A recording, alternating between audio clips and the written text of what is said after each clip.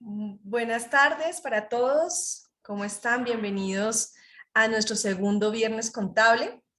Recuerden que hace 15 días dimos inicio a este ciclo de conferencias, de charlas, que nos acercan al rol del contador, a nuevas temáticas que están siendo retos para nosotros como contadores.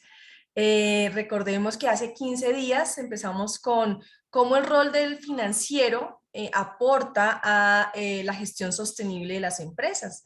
El día de hoy vamos a ver cómo el rol tributario también aporta a esta gestión de la sostenibilidad. Entonces, hoy tenemos un invitado que es un invitado experto en el tema de los impuestos verdes. Nuestro invitado es el profesor John Jairo Restrepo Liscano. Él es docente e investigador de la Universidad de la Amazonía, es contador y magíster también de la Universidad de la Amazonía, perdón, y magíster de la Universidad Externado de Colombia. Entonces, pues le doy una cordial bienvenida a nuestro profesor invitado para que nos cuente todo cómo nosotros como contadores debemos empaparnos, ¿no?, de estos impuestos verdes y cómo desde nuestro rol del contador aportamos a la sostenibilidad, que es algo tan importante en la actualidad.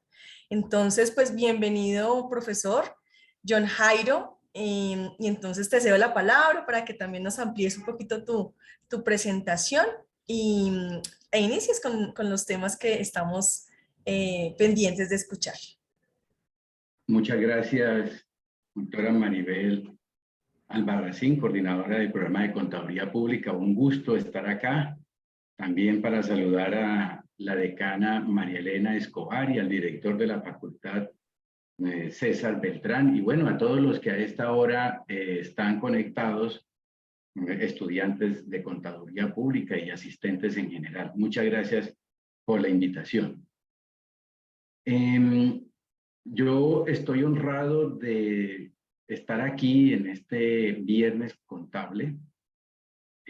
Me pidieron que tratara de hacer unos acercamientos, como bien lo decía la profesora Maribel, del rol de la tributación y qué tanto aporta a la sostenibilidad. Definitivamente es un tema que normalmente no se toca porque siempre estamos pensando en que la tributación sirve siempre para un fin, ¿no? Y el fin es un fin recaudatorio.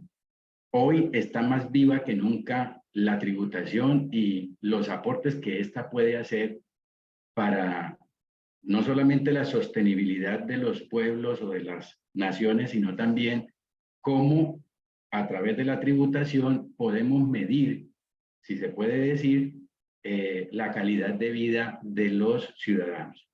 Entonces, no sé, profesora Maribel, si ya puedo iniciar o va a hacer otra presentación. Gracias, profesor. Ya podemos iniciar. También, pues simplemente quiero hacer como el llamado a que a nuestras asistentes, en este momento están Yamilet y Jessica, bienvenidas. Si tienen en algún momento alguna pregunta, nos pueden ir escribiendo la pregunta en el chat, de manera que al final de la presentación el profesor John Jairo nos pueda dar respuesta. Entonces las invito a que nos compartan sus dudas en el chat. Y vale, profe, entonces ya te cedo la palabra para que inicies tu presentación. Muchas gracias, Maribel.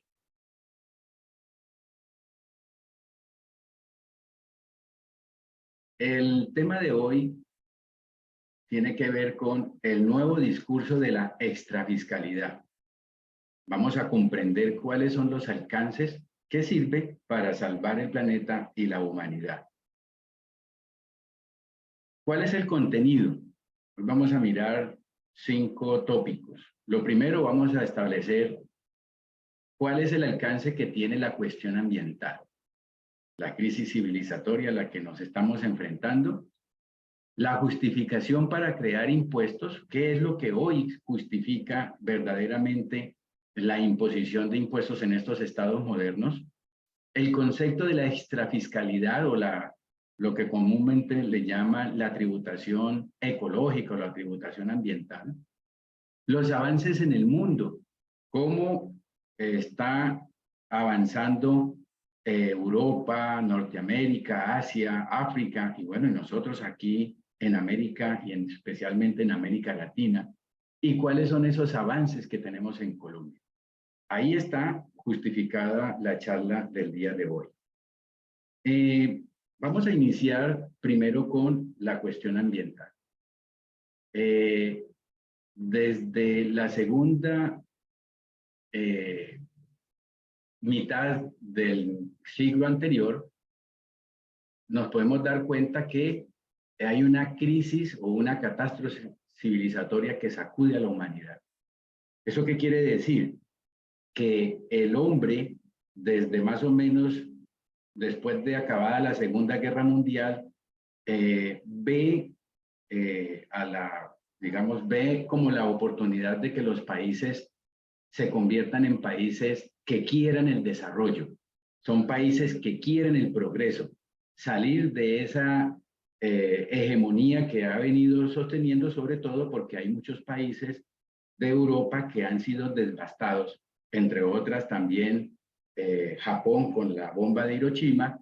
Entonces, el mundo está preocupado porque hay una crisis civilizatoria en la que si no le prestamos atención, seguramente la humanidad se va a acabar, o por lo menos detrás de la humanidad también viene la cuestión medioambiental, que producto del hombre, pues seguramente las preocupaciones son mayores, ¿no? Porque se supone que le estamos pidiendo que haya en el futuro un planeta para las generaciones futuras, para los hijos o los nietos.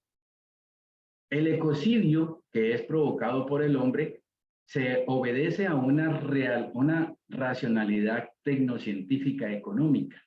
¿Eso qué quiere decir?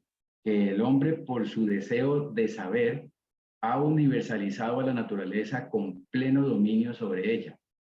Entendemos que a partir de el modelo económico que rige actualmente, que es el capitalismo, y ahora con el neoliberalismo, nos damos cuenta que el hombre siempre quiere saber más, el hombre intentando descubrir lo que todavía no ha podido descubrir, el deseo de saber, el deseo de la tecnociencia, quiere dominar la naturaleza. Y eso es lo que seguramente algunos científicos y algunos intelectuales han venido a decirle a la humanidad: pilas, porque realmente si seguimos con esta racionalidad que nos están vendiendo en el mundo, seguramente lo que vamos a hacer es provocar esto que nosotros le denominamos la crisis o la catástrofe civilizatoria. Pero esa crisis civilizatoria definitivamente nos invita a reflexionar sobre la condición de la humanidad, entendida la humanidad como aquella que se da en el siglo XV, más específicamente en el año 1492, cuando los europeos logran, tratando de descubrir una nueva ruta para poder hacer sus transacciones mercantiles o comerciales, pues logran descubrir lo que hoy denominamos América. En ese momento se da el inicio de la modernidad.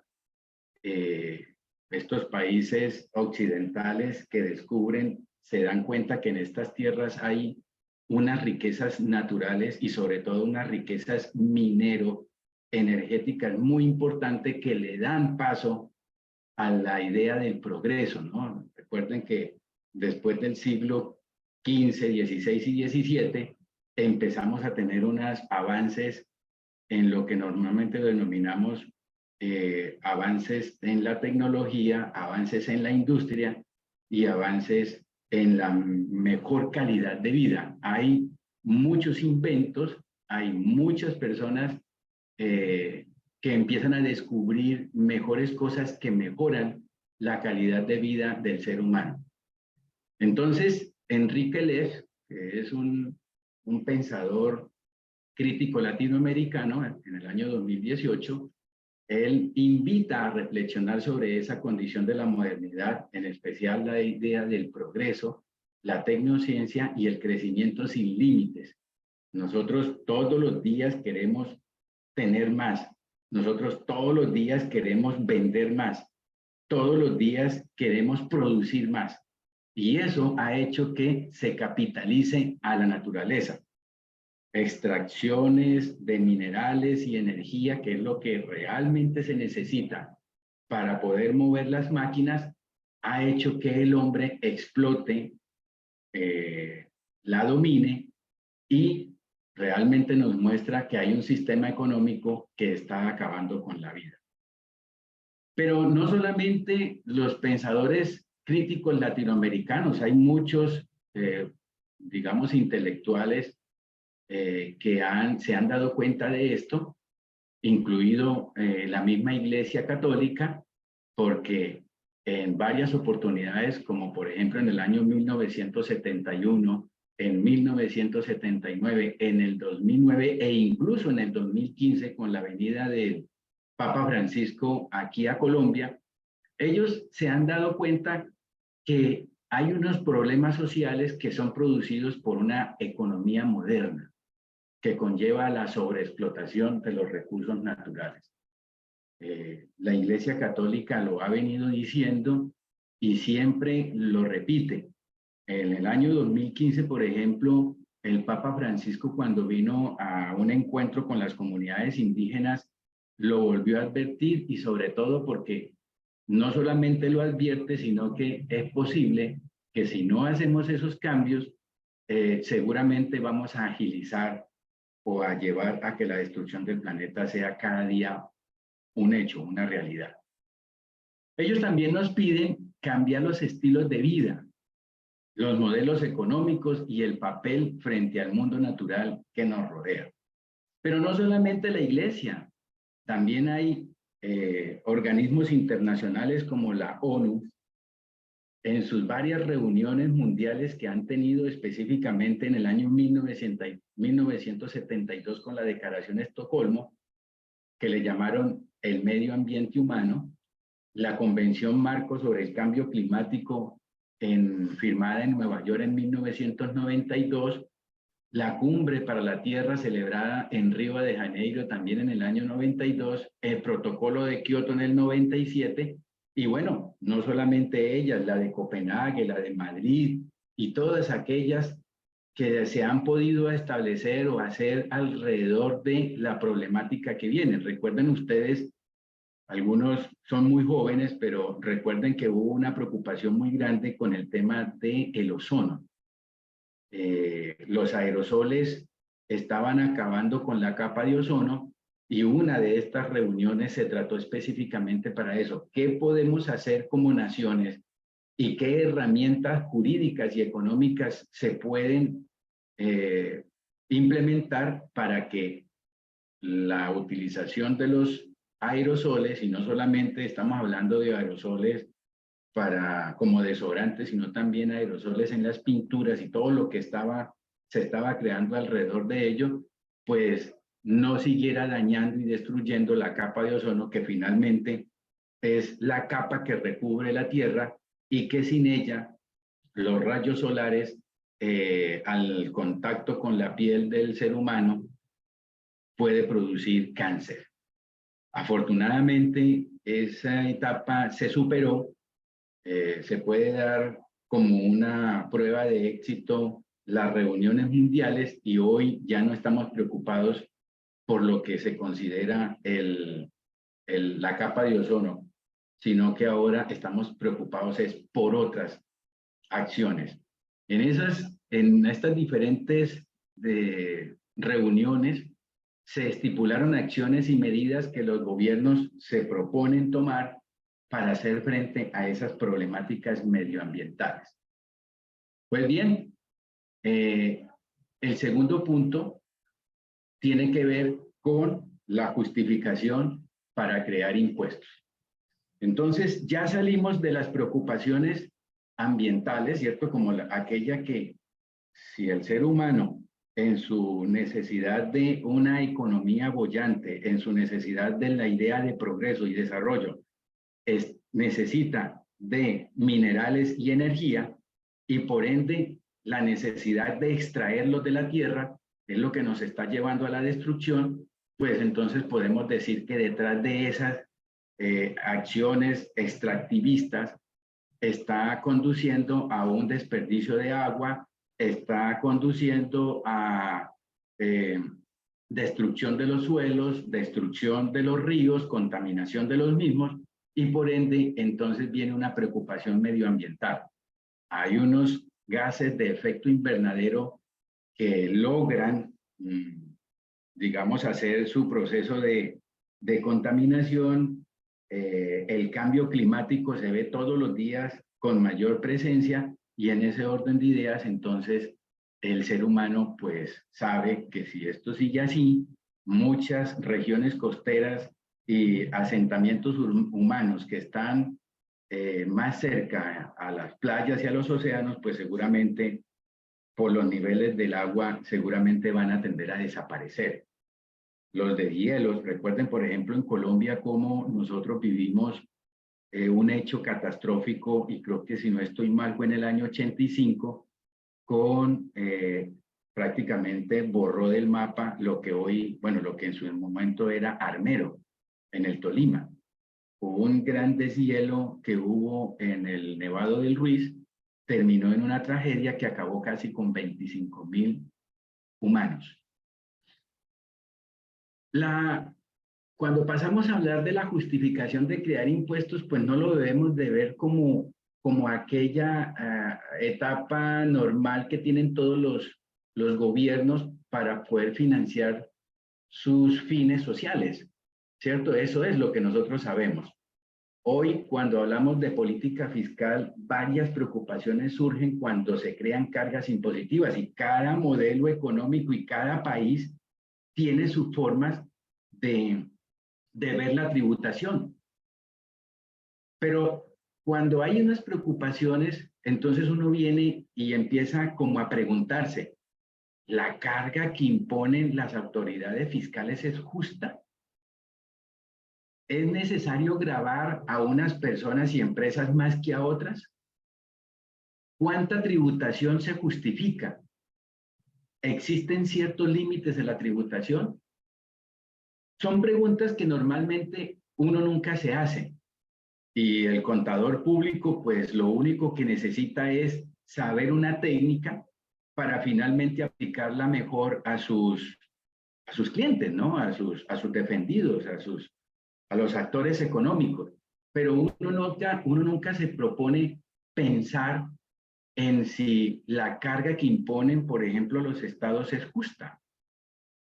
Ustedes se han dado cuenta que en gobiernos tradicionales como las que hemos vivido los colombianos durante más de 30, 40 años, siempre hemos visto una fiscalidad que cada día está gravando más a las personas, está gravando más a los empleados, está gravando más con impuestos al consumo, mientras que gobiernos progresistas, ahora con este nuevo gobierno que llegó, pero no nos vamos a limitar únicamente a hablar de este, sino los gobiernos progresistas latinoamericanos, ellos proponen cosas distintas. Ellos proponen no gravar tanto al ciudadano, no gravar tanto al trabajador, pero sí gravar más a las empresas. Quitar o eliminar un poco los impuestos al consumo, porque pues se dice que los impuestos al consumo son regresivos, no son progresivos, y que por lo tanto afecta la canasta familiar, la canasta de estos núcleos. Pero bueno, hoy no nos vamos a centrar porque esa no es la realidad de esta charla, pero es para sembrar en el ciudadano y sobre todo nosotros, los contadores públicos, los abogados, los economistas, revisar un poco si es necesario esta tributación, ¿cierto? Hoy nos damos cuenta que hay una tributación muy grande, una tributación territorial, departamental, municipal y nacional, y todos los días se crean impuestos para atender un problema. Actualmente hay 4 propósitos que justifican la creación de impuestos, y esto no lo dice John Jairo, ni lo dicen la jurisprudencia, ni los doctrinantes colombianos, no. Esto lo dicen los filósofos económicos a nivel internacional. Una de ellas que justifica es satisfacer las necesidades básicas insatisfechas. Nosotros sabemos que como Estado moderno que es este, nosotros necesitamos que hayan instituciones que nos resuelvan algunos problemas, ¿cierto? ¿A quién no le gusta que cuando usted vaya a un problema de planeación, a resolver un problema de estratificación socioeconómica, pues sea el Estado el que le brinde esa posibilidad, ¿no? O que si usted necesita la licencia de conducción, pues sea la Secretaría de Movilidad la que rápidamente le solucione eso, o que si usted necesita un pasaporte, no tenga que esperar un mes o 2 meses o 8 meses para que le den una cita para usted tener. Entonces, hoy la tributación financia, ¿cierto? Esos bienes, o mejor, esos servicios, más bien esos servicios públicos que necesitamos nosotros de las instituciones públicas. El segundo propósito es el financiamiento de bienes públicos. Pues así como existen carreteras, así como existen hospitales, seguramente nosotros queremos todos los días tener unos bienes que podamos usarlos, ¿cierto? Que sean bienes públicos, que sean bienes donde toda la comunidad puedan acceder. Entonces nosotros vivimos pidiendo semáforos, nosotros vivimos pidiendo buenos sistemas de alcantarillado, eficientes sistemas de conexión o interconexión eléctrica, etcétera. Pero es que también hay un tercer propósito que es el propósito de la redistribución. No me voy a detener aquí en el tema de la redistribución porque seguramente sembrará la necesidad de hablar de estos menesteres, sobre todo con la llegada de algo que nadie se esperaba en estos momentos, que era una pandemia que si no se hubiera atacado o si no se le hubiera prestado atención como se hizo, seguramente hubiera acabado con gran parte de la humanidad. Y allí, en esta pandemia, nos dimos cuenta lo vulnerables que somos todos los seres humanos. No importaba si usted era rico o si era pobre, si era de la clase alta, la clase media o la clase baja, todos estábamos expuestos al virus y cualquier persona podía morir. Pero lo que surgió allí fue la necesidad de decir, venga, yo sí tengo mi empleo, a mí me lo sostiene el Estado, pero ¿qué pasa con estas personas que no tienen un empleo y que por estar confinados 1, 2 o 3 meses, pues no tenía cómo rebuscarse para poder tener lo mínimo, que es un mínimo vital?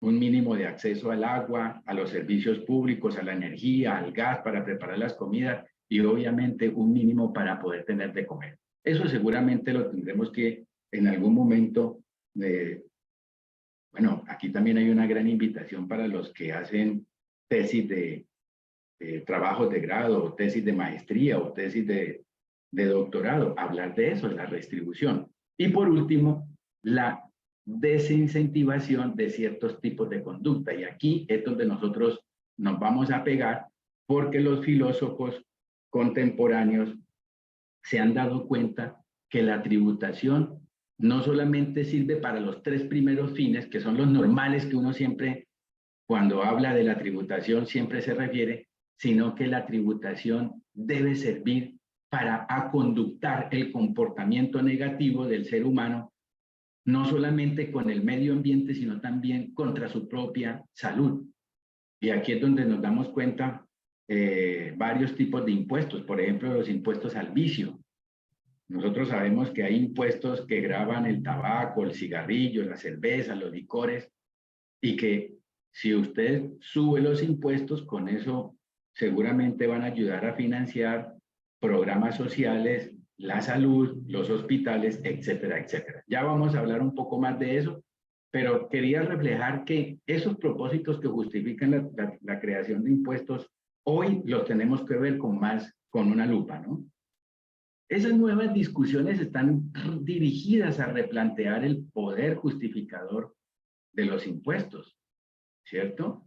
Y entonces hoy nos damos cuenta de que tenemos que intervenir el derecho en la protección de los bienes comunes. O sea, los bienes comunes son bienes para todos, no son bienes para un solo sector. Entonces, bienes comunes de especial protección, por ejemplo, ambiental, como la Amazonía colombiana o la Amazonía en general.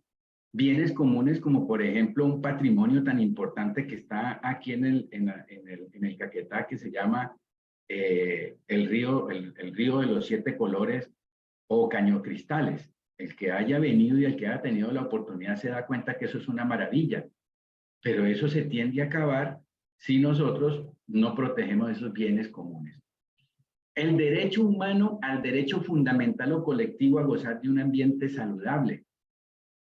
Esto no lo dice John Jairo, esto lo dice pensadores, personas que están trabajando mucho, en este caso Turati, Buffon y Conrad son unos brasileños que en el año 2016 han venido trabajando en una línea de investigación sobre el derecho humano a gozar del ambiente sano. En Brasil no se llama ambiente sano, se llama ambiente saludable, ¿no? Aquí le llamamos es a gozar de un ambiente sano, limpio y saludable, dicen ellos allá. Crear mecanismos económicos que graven al contaminador o que despliegue una gama de incentivos tributarios para desmotivar conductas destructivas del medio en que vivimos. Y hoy, entonces, aquí es donde vamos a centrarnos en esta charla, porque me han pedido de que, bueno, pero ¿de qué manera? ¿O será que solamente gravando a los contaminadores se puede controlar y mitigar el impacto negativo del medio ambiente? ¿O será que si también desplegamos una gama de incentivos tributarios podríamos desmotivar conductas destructivas del medio en que vivimos? Y por último, la tributación es la expresión visible del deber de justicia. Es que con la tributación definitivamente podemos mejorar el tema de la justicia social, y si ustedes se dan cuenta, no estamos hablando únicamente de lo que el actual presidente progresista viene diciéndonos de que quiere una justicia social, ¿cierto?, para todos los colombianos y eliminar las brechas de desigualdad, sino que esto está en la misma Constitución política colombiana, cuando nos dice que nosotros somos un Estado social de derecho, ¿cierto? También sirve para la realización de los derechos fundamentales económicos, sociales y culturales que garanticen la dignidad humana. Bueno, ahora, ¿qué significa la extrafiscalidad? Que es lo que nos atañe. Ya hemos hecho una trazabilidad, hemos venido diciendo cuáles son las preocupaciones que tiene el ser humano y por qué nos ha traído hasta acá. Hemos pasado por decir cuáles son los hechos que justifican la tributación, pero ahora vamos a concentrarnos en el concepto de extrafiscalidad. Y para ello tenemos que devolvernos en el tiempo cuando en el año 1920 el economista Arthur Cecil Pivot sugirió gravar con impuestos las actividades generadoras de externalidades negativas. Recuerde que todas las acciones humanas y las actividades económicas tienen unas externalidades tanto positivas como negativas.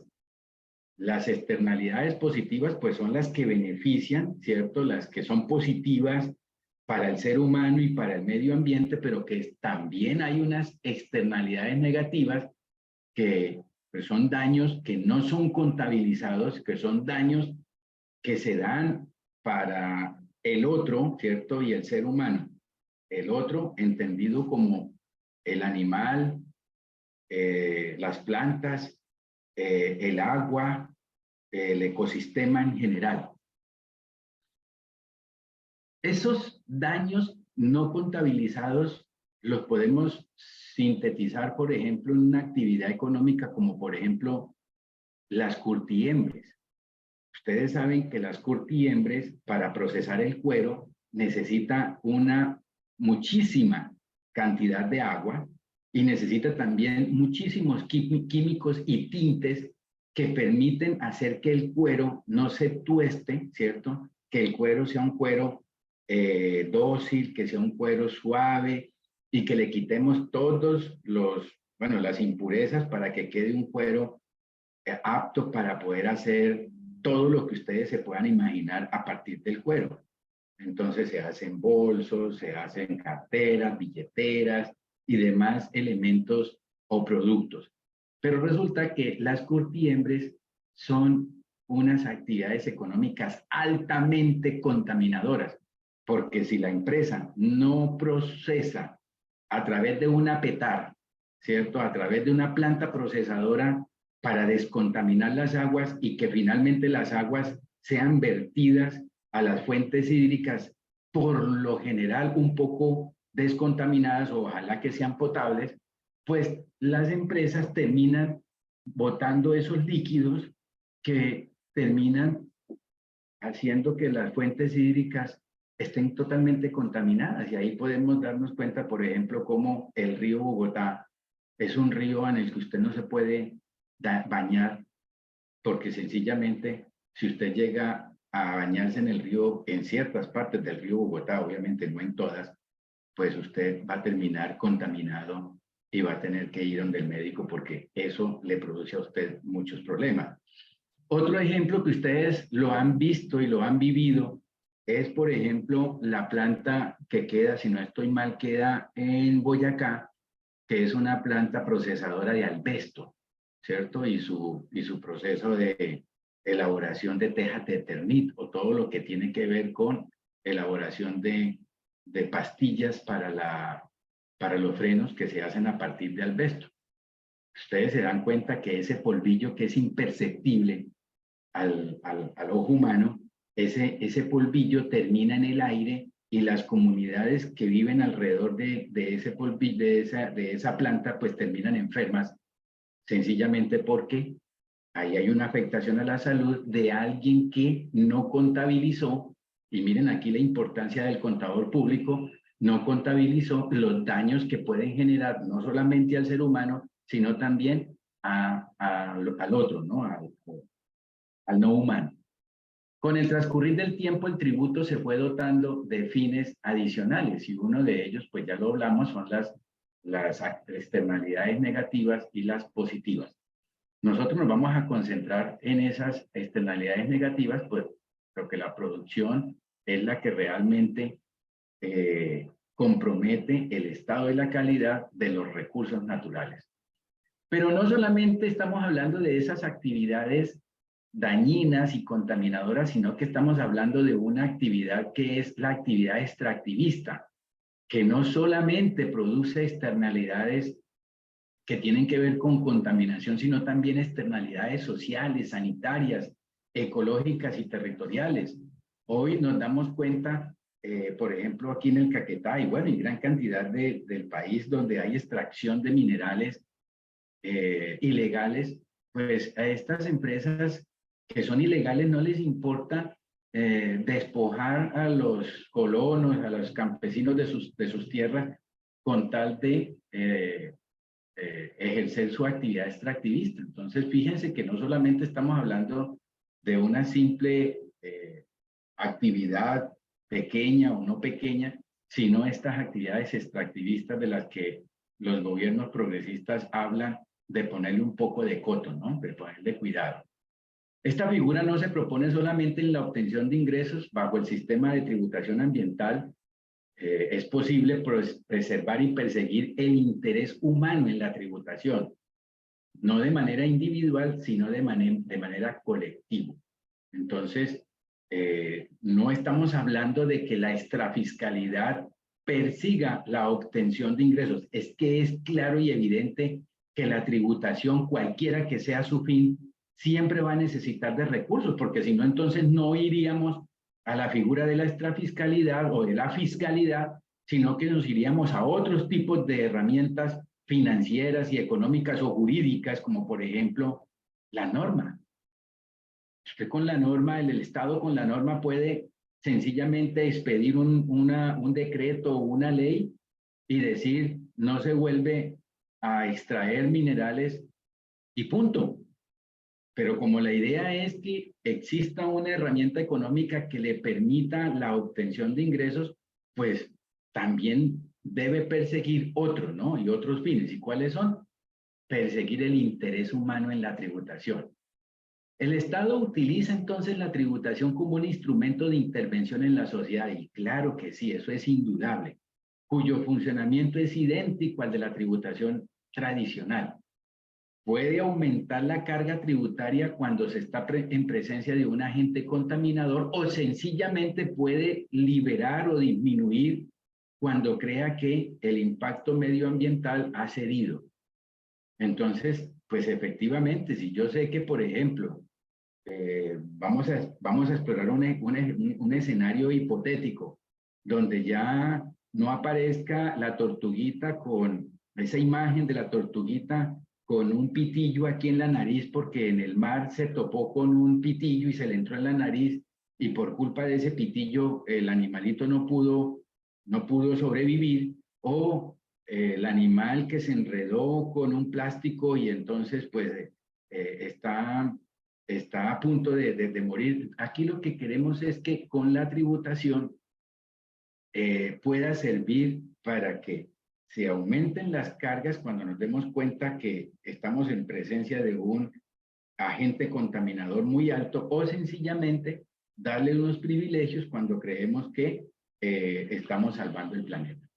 Aquí hay solamente un recorrido de lo que he venido diciendo, ¿cierto? Pero creo que lo que más importa en estos momentos es aquí, centrarnos en los impuestos ambientales y cómo la OCDE ha dicho que los impuestos ambientales están recogidos en 4 grandes, digamos, actividades o elementos o fuentes. Una es la energía. 2, impuestos ambientales a la contaminación. 3, al uso o al extractivismo, ¿cierto?, de recursos mineroenergéticos. Y 4, a las emisiones de carbono o a los GEIS, los gases de efecto invernadero.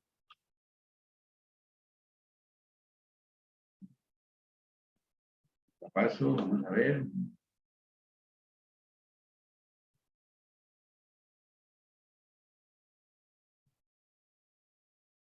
Bueno,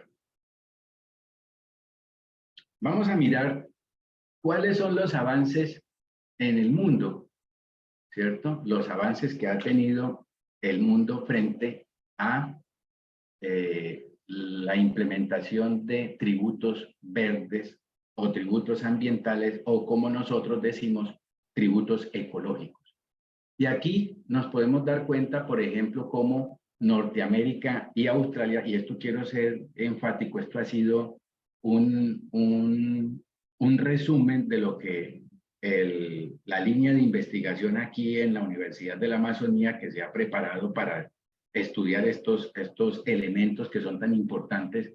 Nosotros aquí nos hemos dado cuenta y estamos estudiando la tributación ambiental en todos los escenarios.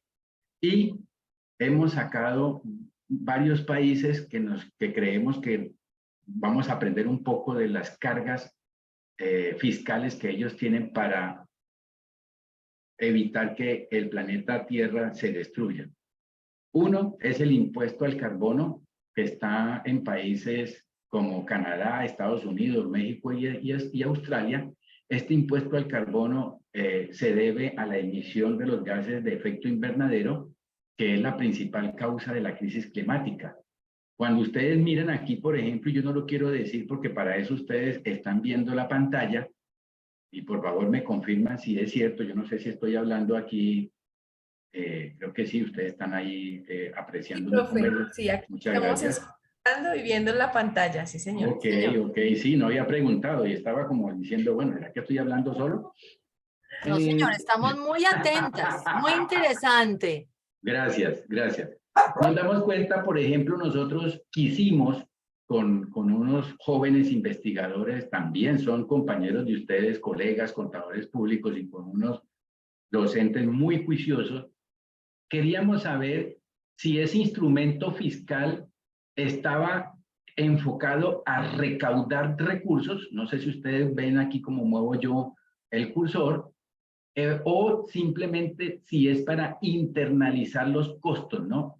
Yo tengo que aclarar, es indudable que internalizar los costos no es posible, porque si los agentes económicos estuvieran internalizando los costos, pues no sería necesario aplicar impuestos, ¿sí?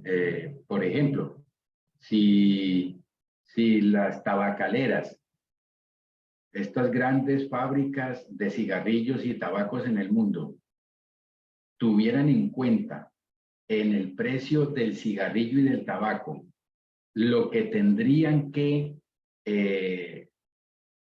pagar por las demandas de los ciudadanos que han caído enfermos y de sus familias que son pasivos, ¿no? Son fumadores pasivos, pues seguramente comprar una cajetilla de cigarrillos no valdría lo que vale hoy, porque ellos internalizarían los costos. Pero cuando aquí hablamos de internalizar los costos es la función fiscal, es decir, que obligatoriamente la ley le está diciendo, como usted no lo hizo voluntariamente, pues nosotros lo vamos a hacer para que usted se dé cuenta que cuando le cobremos impuestos, usted tendrá que aumentarle el precio del producto. Porque si no, entonces usted estaría asumiendo el precio y yo estoy completamente seguro que los agentes económicos no van a asumir el costo del impuesto, sino que se lo van a trasladar a aquel ciudadano. Y por último, nosotros pensamos, para no volver a hablar del tema, cuando decimos modificar conductas, es que el ser humano entonces estaría dispuesto a, en el caso, por ejemplo, aquí del impuesto a la energía, estaría dispuesto, por ejemplo, a cambiar sus sistemas, lo que le llaman aquí en Colombia la transición energética, ¿no? Bueno, no es en Colombia, es en el mundo. Pero fíjense que el actual gobierno habla de la transición energética y lo aceleró. ¿Cuál es el tema de la transición energética? Bueno, cambiar a otros sistemas energéticos que no sean solamente los que se producen a través de la energía, perdón, a través de las hidroeléctricas, sino, por ejemplo, energías eólicas, energías a base de energía solar. Entonces, aquí ustedes pueden ver cómo Norteamérica y Australia han venido evolucionando. Solamente voy a mencionar impuesto al carbono, impuesto a la energía, impuestos sobre vehículos nuevos, impuestos sobre el agua potable y subterráneas. Recuerden que México tiene un grave problema, y es que México tiene una contaminación de sus aguas porque son azufradas. Usted en México no puede hacer lo que hacemos en Colombia. Usted en Colombia, en Bogotá, usted se pega de la llave y puede tomar agua tranquilamente. En Florencia también lo podemos hacer así, pero seguramente cuando usted va a México, usted tiene que cargar su botellita comprada. ¿Por qué? Porque el agua de México es contaminada. Impuesto al petróleo, impuesto sobre los artículos selectos de lujo. Fíjense, por ejemplo, cómo Canadá ha venido avanzando en imponer impuestos sobre lo que son esas compras lujosas y extravagantes que son enormemente contaminantes.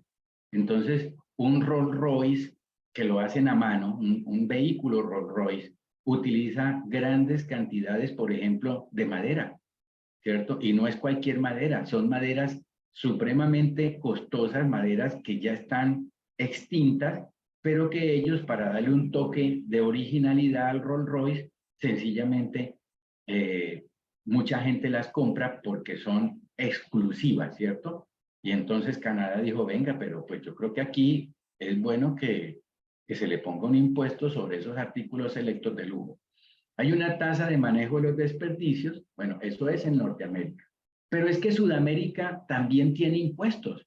Y si ustedes dicen, hola, pero tan raro, Norteamérica y Australia tiene unos poquitos impuestos.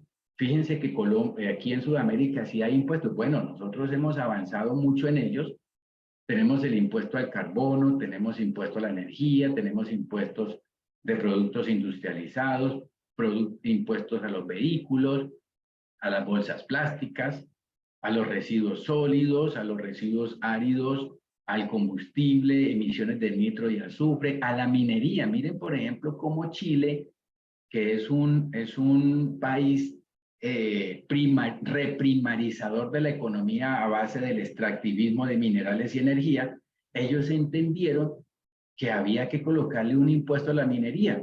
Eso no ha sido posible en Colombia. Por lo menos en estos gobiernos tradicionales nunca le han querido imponer impuestos a la minería. Más bien quieren bueno, ya este gobierno empezó a eliminar unos beneficios o incentivos tributarios para que vinieran estas empresas a extraer. Impuestos a los envases no retornables. Mire que Ecuador tiene un impuesto a los envases no retornables, Colombia todavía no lo tiene, Argentina también, Brasil tiene un impuesto al turismo y Colombia y Brasil tiene una tasa de residuos hídricos. Asia, un país, o mejor, un continente asiático y solamente quisieron trabajar con China y Japón, por eso no hay más acá, tienen tasas al agua, tienen una tasa a la contaminación atmosférica, tasa sobre los residuos al carbón, tasa de los residuos peligrosos. Fíjense que aquí lo máximo que tenemos son unas normas de residuos hospitalarios, ¿cierto? Que deben ser depositados especialmente en contenedores, pero nosotros no tenemos un impuesto a los residuos peligrosos. Tasas a la protección de suelos. Mire que China ha avanzado en ese tema, sobre todo por las prácticas agrícolas, porque ustedes saben que la superpoblación o la sobrepoblación mundial, hoy ya tenemos 8.000 millones de almas, ¿cierto?, de humanos en la Tierra, pues necesita grandes extensiones de tierra para las prácticas agrícolas. Y detrás de estas prácticas agrícolas vienen los agroinsumos, vienen los contaminantes y, bueno, la degradación de los suelos, la erosión y el agotamiento de los mismos. Tasa a la contaminación acústica, tasa a los residuos sólidos y tasa a los impuestos a los vehículos contaminantes. Europa, aquí en Europa no, allá en Europa han excursionado en el impuesto al carbón, que como ya lo dijimos, es uno de los pilares, los 4 pilares que la OCDE dijo que era importante atacar, pero también tiene impuestos sobre vertederos y plásticos, impuesto a la energía, impuesto al transporte, al consumo, a la electricidad, impuestos sobre nitrógeno en fertilizantes, impuestos sobre pesticidas y tasas sobre emisiones de óxido de nitrógeno. También tienen tasas sobre las baterías, ¿cierto? Esas baterías que cuando nosotros nos vamos y se le acabó la batería del carro, se le acabó la batería o la pila del celular, o se acabó la batería de tantos elementos que nosotros utilizamos en nuestros electrodomésticos, pues esas baterías, si no tienen una disposición final, pues lo que ha hecho Holanda es imponer una tasa sobre esas baterías, tasa sobre vehículos usados, impuestos sobre aguas potables y subterráneas. Aquí, por ejemplo, como un hecho anecdótico, como por tener de qué complementar, me causó mucha curiosidad. Tuve la oportunidad de hablar con un holandés que vino a Colombia y le pregunté que cómo funcionaba la tasa de los vehículos allá, y me decía, pues hay una gran diferencia entre los vehículos que tenemos en Europa y los vehículos norteamericanos. Si ustedes echan un poquito de cabeza y devuelven su mente, vean, por ejemplo, las películas, ¿cierto? Si no quieren otros escenarios. Ustedes en las películas se dan cuenta que en Estados Unidos el norteamericano quiere que su camioneta sea la más lujosa, la más grande y la de más octanaje, mejor, la de más centímetros cúbicos de fuerza. En cambio, en Europa es el que tenga el carro más pequeño. ¿Por qué? Porque en Holanda, específicamente Holanda, yo sé que funciona en otros países, el impuesto a los vehículos lo cobran por el peso del vehículo. No lo cobran, como en Colombia, por el cilindraje y por el modelo, ¿cierto? Por el cilindraje. Entonces, obvio, entre más alto el cilindraje, más alto o más grande es el carro y más pesado y más octanaje va a pedir y más consume energía. En cambio, entre más pequeño el vehículo, ¿cierto? Entonces, más rinde la gasolina, menos pesa el carro y, por ejemplo, en Europa, por eso los carros que usted mira en las películas son carros pequeños, no son carros ostentosos. Bueno, impuestos sobre el agua potable y subterráneas, impuestos sobre materiales de construcción, impuestos al gas, impuestos al carbón, impuestos al queroseno, impuestos a los envases. ¿Cuáles son los avances en Colombia? Ya estamos cerrando, yo sé que me pasé un poquito, bueno, ya vamos a cerrar. Los avances en Colombia, pues definitivamente, y a pesar de que ustedes vieron que sí tenemos unos impuestos, esos impuestos nos quedamos corticos. Y les voy a explicar por qué.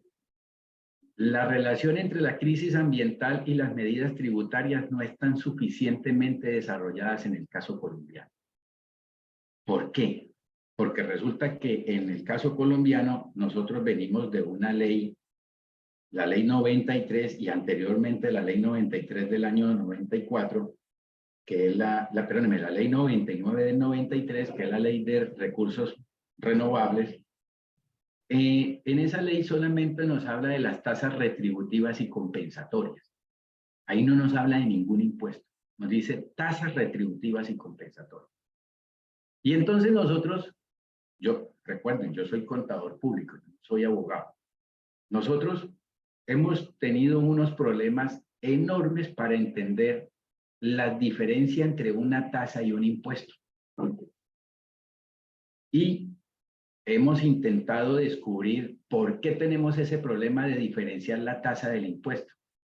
Y eso viene porque cuando uno lee la literatura anglosajona, la literatura internacional, siempre que se refieren a la tributación, nos hablan de los ecotax y al traducirlo serían las tasas ecológicas.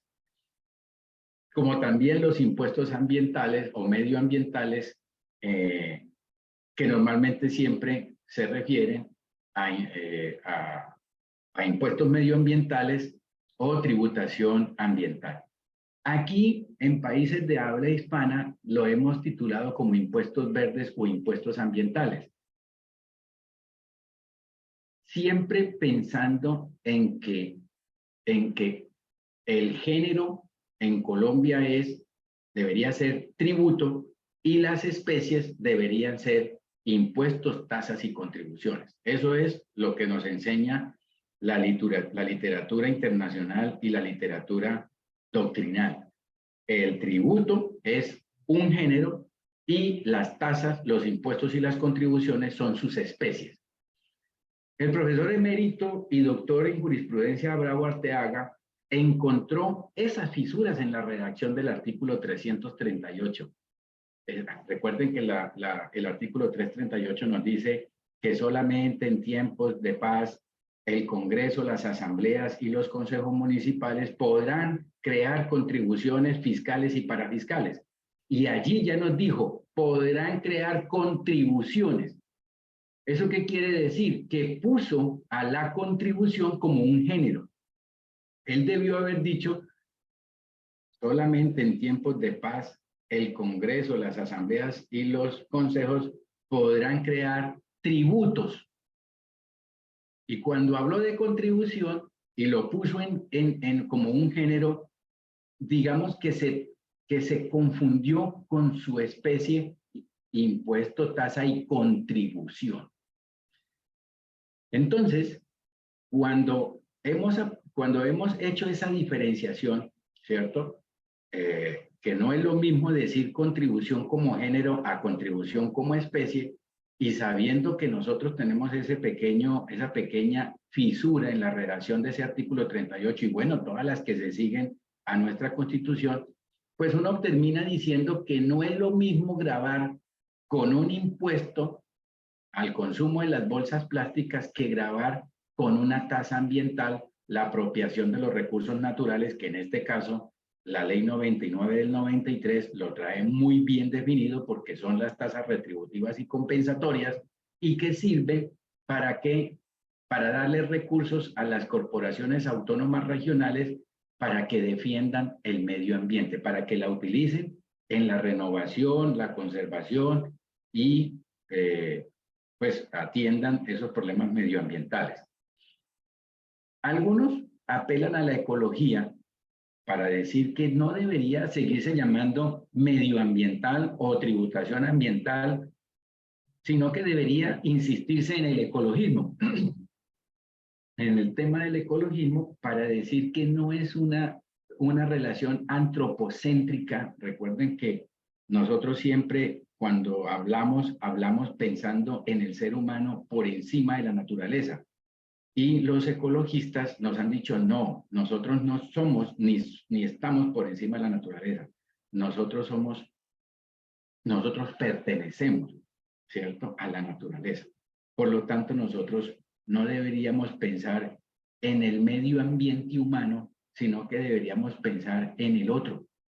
De esa forma, la preocupación solo con las relaciones entre hombres es una preocupación típica de un derecho antropocéntrico, y en este caso el ecologismo está llamado a romperlo. Por eso aquí nosotros en la Universidad de la Amazonía, los profesores y los docentes y los estudiantes hemos seguido hablando de una tributación ecológica. Yo creo que en Colombia, para no demorarme más, hemos avanzado en unos impuestos. Aquí están: la sobretasa ambiental del impuesto predial, que es una sobretasa que se cobra adicional en el impuesto predial y que está dirigida a las CAF. Tenemos un impuesto a los vehículos automotores que tengo que hacer la claridad. El impuesto de vehículos automotores no nació como un impuesto medioambiental o ecológico. Por eso subrayo, impuestos ecológicos. No, él no nació, pero tiene un tinte ecológico. ¿Por qué? Porque en la medida en que yo le suba la tasa a los carros más grandes, pues de pronto podría desincentivar. Acuérdese que estamos hablando de la extrafiscalidad. Y si a mí me desincentiva, pues es indudable que yo dejaré entonces de comprar un carro último modelo y un carro de 3.000 centímetros cúbicos para mejor comprarme un carro 1.600 centímetros cúbicos que me vale mucho menos y que me vale mucho menos el impuesto. El impuesto nacional al consumo de las bolsas plásticas, nosotros aquí en esta universidad y en la línea de investigación hemos llegado a la conclusión de que tenemos reparos para este impuesto nacional al consumo de las bolsas plásticas, puesto que la tasa imponible, la tarifa, es muy barata. Y decir que usted va al supermercado y le pregunta siempre a la cajera, ¿quiere bolsas plásticas? Y usted termina diciendo que sí, porque es que una bolsa plástica, el impuesto de una bolsa plástica vale entre 53, 54, 55 pesos hoy. O sea que yo con 200 pesos o con 500 pesos puedo perfectamente empacar el mercado. Y 500 pesos, ¿qué me representa a mí como ciudadano? Nada, ¿cierto? Impuesto nacional al carbono, impuesto ambiental para proteger los humedales y sitios Ramsar, impuesto ambiental por el punto de control turístico, impuesto a la publicidad exterior. Este es un impuesto municipal que grava las vallas colocadas y que pues de alguna manera genera una contaminación visual. Impuesto nacional sobre productos plásticos de un solo uso, etcétera. Y bueno, por último, ya ahora sí, impuestos, también hay tasas retributivas por aprovechamiento forestal maderable en bosques naturales, tasa por utilización permanente en los bosques orientales de Bogotá, la tasa por utilización de agua, tasas retributivas por vertimientos puntuales, tasas por transferencia del sector eléctrico, tasas por inversión forzosa en proyectos de obra que involucran el uso del agua y tasas compensatorias por la caza de fauna silvestre. Unos incentivos tributarios, ustedes lo pueden ver aquí, hay unos descuentos tributarios por inversiones para quienes inviertan en control, conservación y mejoramiento del medio ambiente, y esto está dirigido a estos agentes económicos altamente contaminadores, pero también hay una exclusión del IVA, es decir, que no le cobran el 19 cuando usted importe equipos que están destinados al mejoramiento del medio ambiente, hay unas rentas exentas en el impuesto sobre la renta para inversiones de nuevas plantaciones para quienes hagan plantaciones forestales, pero también hay unos ingresos no constitutivos de renta ni ganancia ocasional para aquellos que tienen beneficios en programas de incentivo a la capitalización rural o también a los de desarrollo rural con equidad DRE. Recuerden que este desarrollo rural con equidad era el extinto agroingreso seguro del que tanto se habló hace unos años y del que tiene o tuvo a un exministro en la cárcel. Y por último, los pagos por servicios ambientales, que es un incentivo monetario que se le reconoce a los propietarios por las acciones de preservación y restauración en áreas y ecosistemas estratégicos. Como ustedes pues se pueden dar cuenta, este es pues el tema que yo les venía a ofrecer. Yo les ofrezco disculpas que me extendí, pero pues yo creo que se dieron cuenta los progresos que hemos tenido aquí en esta región cuando se trata de investigar temas de fiscalidad ambiental o ecológica. Muchas gracias por prestarme la atención y estaré atento a las preguntas de ustedes. Muchísimas gracias, profe John Jairo, por toda tu explicación. La verdad, consideramos que ha sido una explicación muy clara, muy didáctica, ¿no? En la manera en la que nos fuiste llevando de un tema al otro. Muy interesante esa forma en la que nos mostraste este tema tan importante. Entonces, te agradezco muchísimo por todo tu tiempo, tu dedicación. Y pues quisiera saber si nuestras asistentes tienen alguna pregunta en este momento, si no la quieren escribir o si no la quieren manifestar activando su micrófono. Aquí estamos muy pendientes.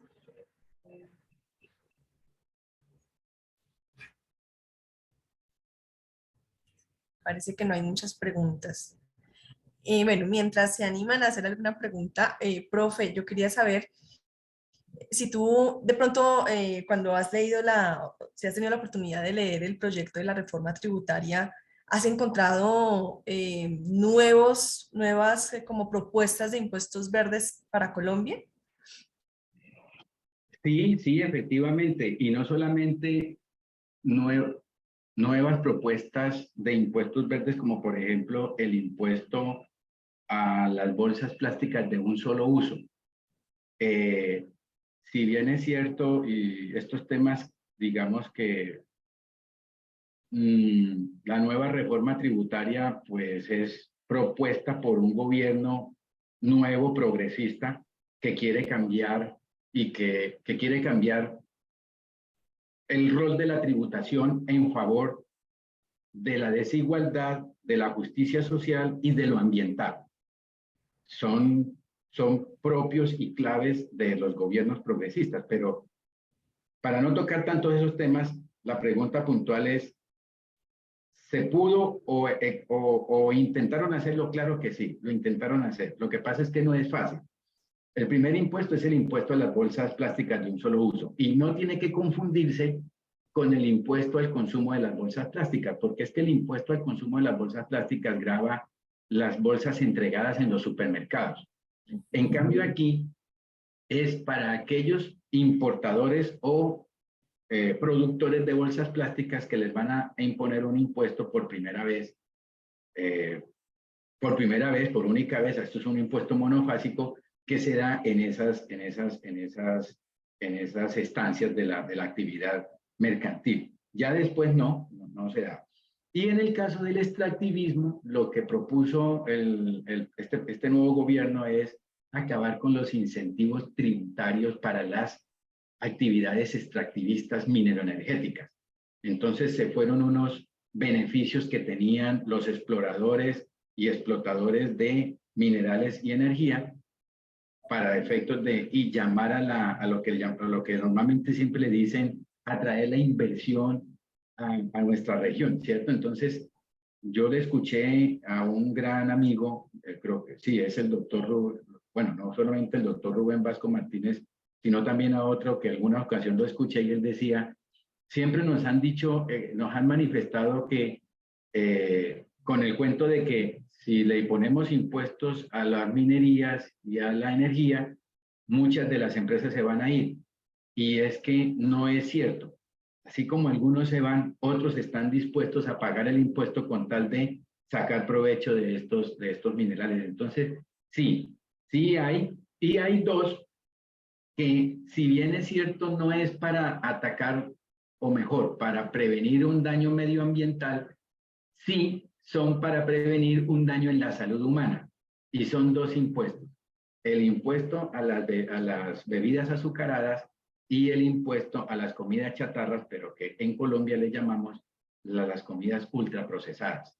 Si ustedes se dan cuenta, ese impuesto funciona como una extrafiscalidad porque ayuda a conductar a los ciudadanos hacia mejores prácticas de alimentación y de bebida. No va a mejorar el medio ambiente, pero sí a la salud humana.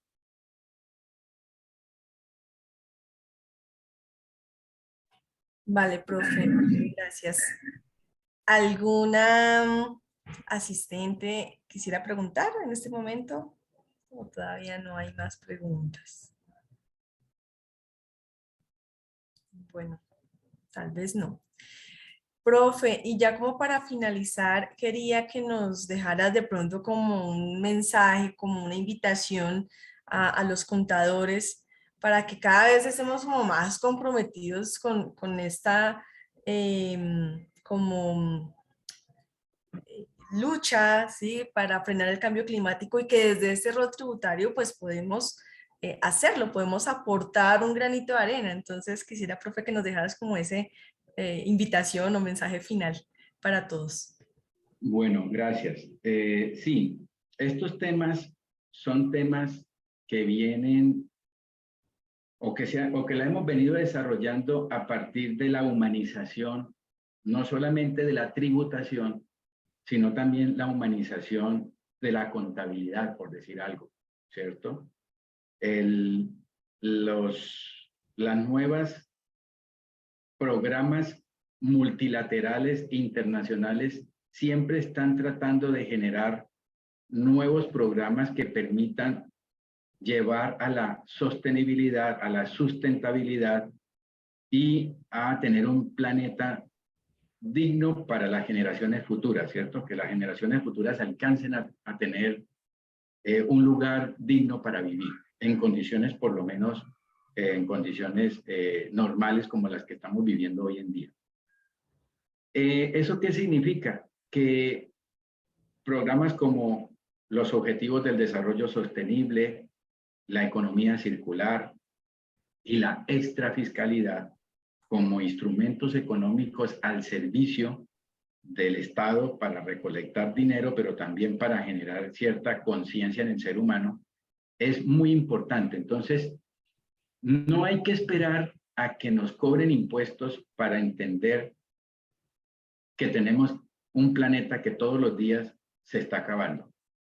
Más bien pensemos que voluntariamente yo tengo que hacer selección de las fuentes, de los residuos en ciertos sitios especiales, que tengo que tratar de generar menos contaminación, que tengo que utilizar, por ejemplo, este celular para que me alcance a durar 3, 4 o 5 años, que no tengo que estar cambiando ni teniendo, por ejemplo, un reloj para cada día de la semana o un reloj de diferente color para que me combine con la ropa, o que, por ejemplo, como sucedió con un hecho que nadie le presta atención, pero que terminó siendo cierto.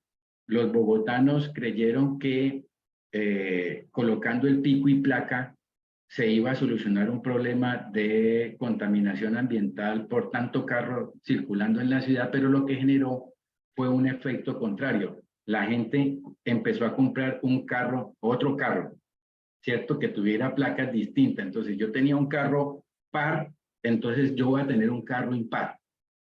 Y eso no lo digo yo, eso lo saben ustedes, ¿cierto? Que viven allá. Entonces, fíjense que el hombre vive siempre pensando cómo le saco el quite a la norma. Entonces, mi mensaje es, no esperemos a que las normas, no esperemos a que las herramientas económicas, como en este caso la fiscalidad, me tenga que decir cómo debo actuar.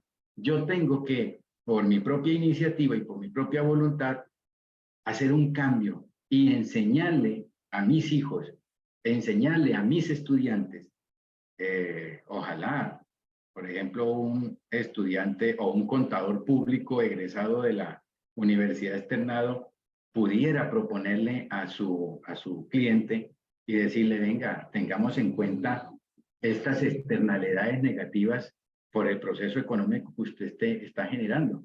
Y que esta persona le dijera, oiga, sí, qué bueno, pero ¿qué podemos hacer? No, pues entonces pongamos unos filtros que así nos cuesten más, tenemos una ventaja porque la podemos deducir de impuestos. Recuerde que nosotros tenemos unos beneficios tributarios que nos permite deducir impuestos y entonces usted cumple dos funciones. Disminuye su impuesto, pero a la vez mejora el medio ambiente. Entonces esa es como la invitación que desde estos lugares y desde estas tierras le propongo a todos los oyentes y los que nos están viendo en este momento. Vale, profe, muchísimas gracias por tus palabras. Profe, me gustaría si de pronto puedes compartir de nuevo la presentación y poner la última diapositiva, que allí está en nuestras redes sociales, porque pues ya para despedirnos, pues quiero invitarlos a que nos sigan en redes sociales y además en en nuestro perfil de Facebook, la última, profe. Están estos viernes contables, ¿cierto? Quedan ahí, pues digamos, como colgados en nuestro Facebook. Van a poder consultarlos cada vez que quieran, repasar los temas y pues invitar a otras personas, a otros contadores que de pronto quisieran saber más de estos temas tan importantes. Y pues los invito a que nos sigan. Ah, perdón, profe, es más abajito. La última diapositiva. En la última. ¿Sí no era? Al final. Sí, porque fíjate, Maribel, la invitación que le hacemos a nuestros participantes es precisamente por eso. Ay, una más. Me pasé. Ya. No hay problema. No hay problema. Igual vamos a publicar la grabación y bueno, la idea es que también aprovechen, ahí están. También aprovechen todo lo que dice Maribel, que ya tenemos allí publicado y pues hay una serie de eventos programados para desarrollar durante el año. Entonces, para que estén súper pendientes y pues participen, que creo que es lo que más nos interesa. Que los que son nuestros egresados regresen a casa, como dicen. Y quienes no, pues nos vean y puedan involucrarse, ¿sí? Sí, muchas gracias, profe. Y bueno, seguirlos invitando a nuestros viernes contables. Recordemos que es cada 15 días, algunas veces a las 7 de la mañana, algunas veces a las 6 de la tarde. Entonces, en 15 días tendremos una nueva temática de interés para el contador, de interés para nuestra profesión. Y entonces estamos pues muy contentos de tenerlos y de que nos vean cada día más en nuestras redes. Entonces, muchas gracias, profe John Jairo, por tu tiempo, por toda la explicación tan clara que nos diste acerca de este tema, por tu mensaje final. Muchas gracias a la profe María del Pilar por hacer posible toda la logística y hacer posible este espacio. No, a ti, muchas gracias. Y pues bueno, muchas gracias a los asistentes que estuvieron muy atentas en este espacio. Y bueno, no me resta más sino desearles una feliz noche, un feliz fin de semana. No sé, profe, si de pronto quieras despedirte. Me trae buenos recuerdos la Universidad Externado y cada vez que tengo la posibilidad de ir, siempre arrimo a sus instalaciones porque hice mi maestría en tributación. Bueno, realmente se llama maestría en Derecho Tributario con énfasis en tributación. Y siempre la tengo como mi segunda institución. Entonces, les agradezco mucho haber confiado estos espacios, sobre todo porque tienen en cuenta a los egresados que han aprendido algo de allá y de paso, esto se lo debo a la Universidad Externado. Entonces, muchas gracias y espero que todos sigan el ejemplo. Gracias, decana, gracias, al director de la facultad y a usted, coordinadora, por haber hecho posible este encuentro. Muchas gracias a todos ustedes. Bueno, gracias, profe John Jairo. Un abrazo para todos, que estén